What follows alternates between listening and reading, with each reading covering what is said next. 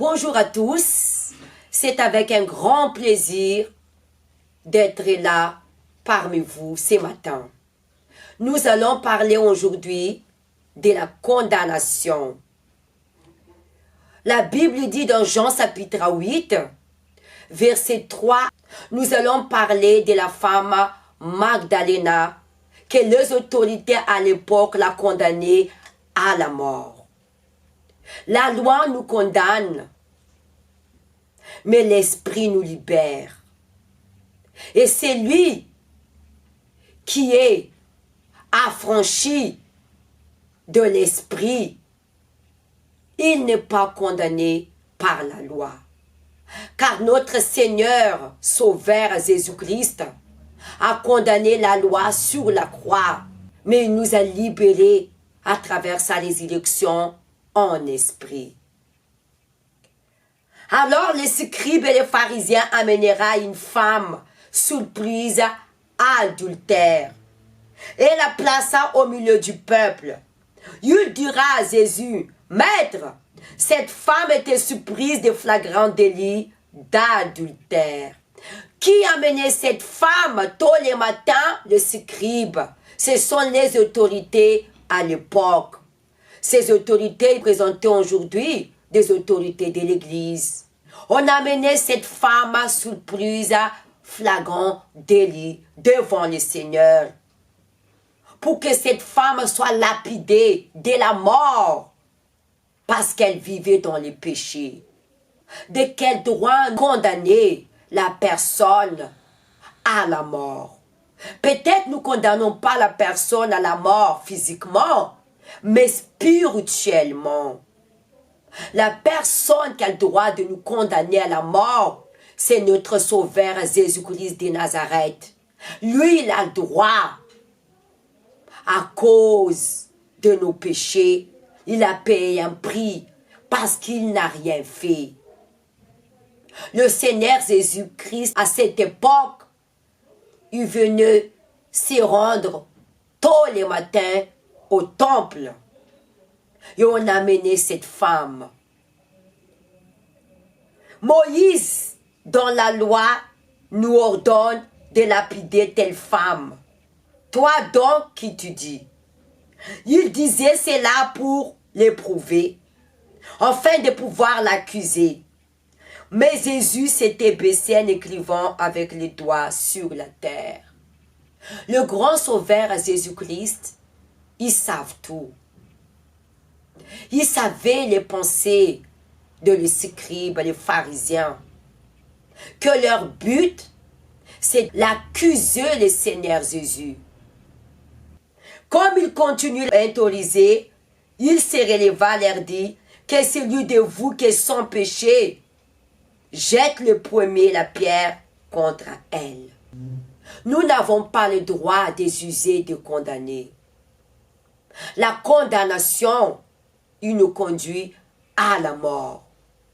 Et la condamnation qui conduit à la mort, c'est la condamnation dans la conscience.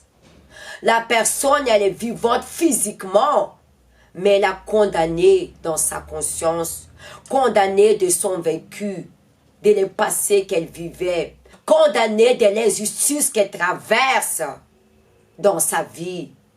Ça peut être injustice dans l'œuvre, ou dans sa famille, ou dans son entourage, ou dans le lieu du travail. Le grand Sauveur Jésus-Christ, il vous dit, ne soyez plus condamnés. Parce que le grand Sauveur Jésus-Christ, il vous a déjà affranchi à travers son sacrifice sous la croix. Soyez libres dans votre conscience. Parce que la vie se trouve dans l'esprit. Mais si vous êtes emprisonné dans votre esprit, vous ne recevrez pas la délivrance de votre corps. La femme Magdalena, elle était condamnée dans sa conscience. Mais comment elle peut recevoir la délivrance dans son corps? Qui l'a amenée à condamner? Ce sont les autorités à l'époque. Nous ne sommes pas là pour condamner ou juger. Nous sommes là pour apporter la vie. Et cette vie que nous devons apporter, c'est la parole de Dieu. Pour affranchir ceux qui sont condamnés du péché. Mais pas pour les condamner de la mort. Nous n'avons pas le droit. Et le Seigneur Jésus-Christ a franchi cette femme de la condamnation. Et cette femme, elle a reçu sa délivrance. Si le Seigneur ne vous condamne pas, pourquoi vous continuez d'être condamné? Si c'est votre le cas, arrêtez de se condamner. Dans le sens où arrêtez de se faire souffrir. Soyez libre là où vous êtes. Et recevez la délivrance de votre Seigneur.